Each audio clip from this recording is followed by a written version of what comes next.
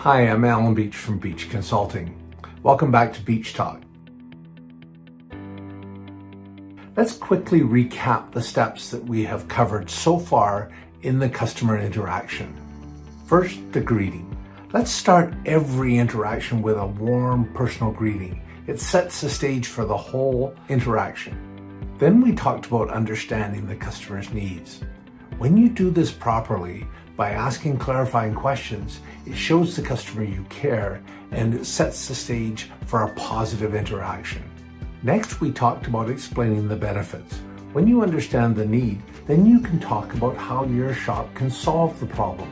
Don't just focus on price, focus on the expertise that you bring to the situation.